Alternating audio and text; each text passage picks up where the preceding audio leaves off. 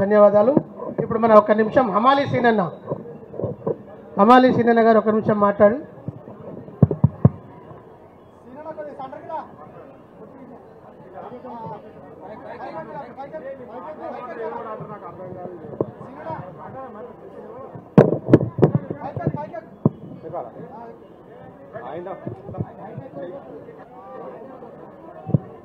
జై తెలంగాణ, జై Telangana, May Day May Day May Day, కార్మికుల ఐక్యత, కార్మికుల ఐక్యత, కార్మికుల ఐక్యత.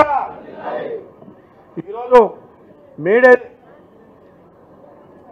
సందర్భంగా కార్మికులందరినీ, అన్ని వర్గాల కార్మికుల్ని ఒకచోట చేర్చి మన యొక్క బాధని, సంతోషాన్ని తన బాధగా సంతోషంగా మలుచుకుంటూ మనందరికీ స్ఫూర్తినిచ్చి ధైర్యాన్ని ఇచ్చే కార్యక్రమాన్ని తీసుకున్న మన పెద్దలు శ్రీమతి కల్వకుంట్ల కవితక్క గారికి, ఈ యొక్క కార్యక్రమాన్ని ఆర్గనైజ్ చేసినటువంటి రూప్సింగన్న గారికి, దీనికి ముఖ్య అతిథిగా విచ్చేసినటువంటి వివిధ రంగాల అధ్యక్ష కార్యదర్శులకు అందరూ కూడా పేరు పేరున మేడే శుభాకాంక్షలు తెలియజేస్తా ఉన్నా.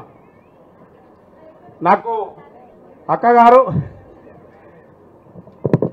అక్కగారు ఈరోజు నాకు ఒక ధైర్యమో, నేను కాకి డ్రైస్ చేసుకుంటే మంచి మాట్లాడినా మంచిగానే ఉంటే, చెడు మాట్లాడినా మంచిగానే తీసుకుంటాను ఉద్దేశమే నేను తీసుకుంటా. ఎందుకంటే మేము గోదలం, కష్టం చేసే వర్కర్లం, కష్టం చేసే కార్మికులం. మమ్మల్ని ఏదైనా తప్పు మాట్లాడితే కూడా మన్నించాలి, దాన్ని మంచిగానే అర్థం చేసుకొని మేలే చేయాలి తప్ప కీడు చేయొద్దు.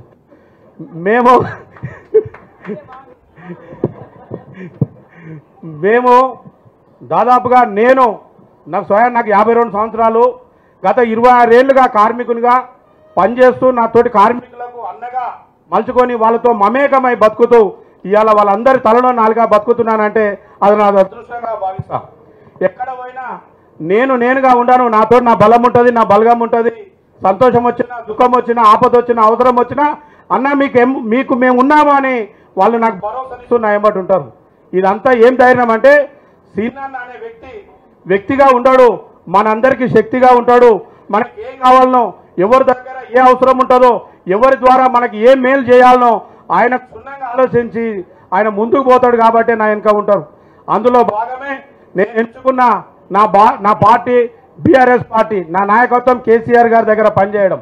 కేసీఆర్ గారు మాత్రమే కార్మికులకు, కర్షకులకు, అన్ని రకాల పబ్లిక్ని అర్థం చేసుకొని కడుపులో పెట్టుకుని చూసుకునే నాయకుడిగా భావించి ఆయన దగ్గర నేను పనిచేస్తా ఉన్నా. అట్లాతో పాటు ఆ యొక్క వారసత్వాన్ని పునికి పూచుకున్నటువంటి మన పెద్దలు కవితమ్మ గారు కార్మికులని మేము చాలా రోజులు, నేను 26 ఏళ్ళు చూస్తూనే ఉన్నాయి కార్యక్రమం.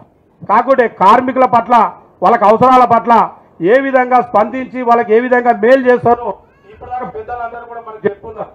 కానీ మా అక్క ద్వారా, అక్క మా ఎంబడి ఉంది అని తెలిస్తేనే మా మీద ఎటువంటి చర్య తీసుకుంటానికి కూడా ధరుస్తారని చెప్పి కూడా ఈ సందర్భంగా నేను చెప్తా ఉన్నా.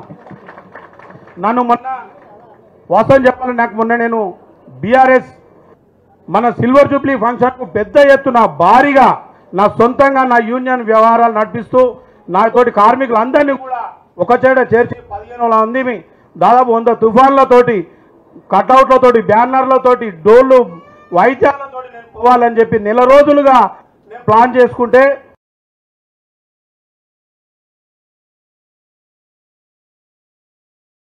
కార్మికులు అనుకున్నా. నేను నీ వంతుగా, నీ బాధగా అందుకని యావత్ సివిల్ సప్లై మొత్తమే బంద్ చేసుకుని మీటింగ్ కు సమాయత్తం అవుతున్నారని మెసేజ్ తెలుసుకున్న సివిల్ సప్లై కార్పొరేషన్ కమిషనర్ గారు స్పందించి శుక్రవారం నాడుకు నాకు సర్కులర్ ఇష్యూ చేసి, ఏ ఒక్క సివిల్ సప్లై అమాలి కార్మికుడు కూడా ఎమ్మెల్యేస్ పాయింట్ గేటు దాటవుతూ వాళ్ళ గేట్ల నుండి ఫోటోలు తీసి నాకు వాట్సాప్లో పెట్టాలి. వాళ్ళందరూ మన అదుపులో ఉండాలి, 5 గంటలకు వాళ్ళని రిలీజ్ చేయాలని చెప్పి అన్నాడు. ఏముందంటే మాకు పర్సనల్గా పని ఉంది, మూమెంట్ కావాలి, మూమెంట్ చేయాలని. అప్పుడు అనుకున్నా, వా సీన్ గాడు అంటే ఇది కదా, సీన్ గాని సత్తా అంటే ఇది కదా, బీఆర్ఎస్ పార్టీ నాయకత్వం అంటే ఇది కదా, మేము కదా ఇలా గెలిచింది అని చెప్పి నేను గర్వంగా ఫీల్ అయినా. వాళ్ళు ఆపినందుకు ధన్యవాదాలు.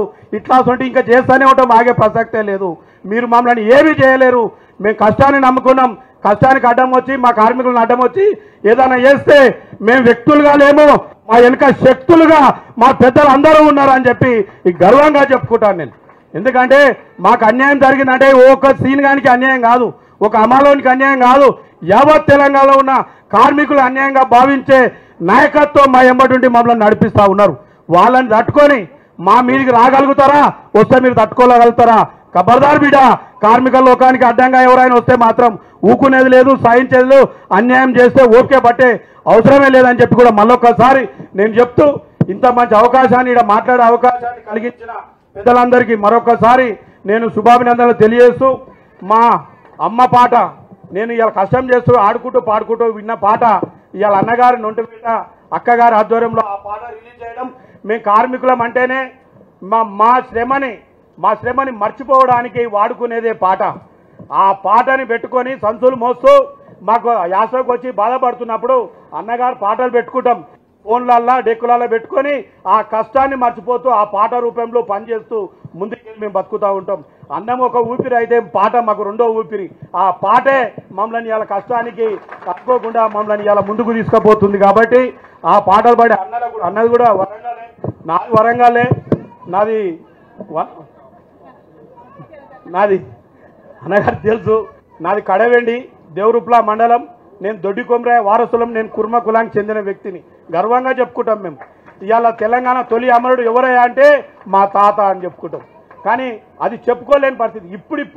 ఇప్పుడిప్పుడే మమ్మల్ని గుర్తించి, కుర్మ కమ్యూనిటీని గుర్తించి, అందులో ఉన్న నాయకత్వాన్ని గుర్తించి మాకు ఉన్నతంగా ముందుకు తీసుకున్న పార్టీ. కాబట్టి మేము ఎంతో కృతజ్ఞతగా ఆ పార్టీకి అక్కగారికి పనిచేస్తూ అక్క ఆధ్వర్యంలో మేము ఉంటామని చెప్పి మనస్ఫూర్తిగా తెలియజేసి అవకాశం ఇచ్చాను. ధన్యవాదాలు. Thank you.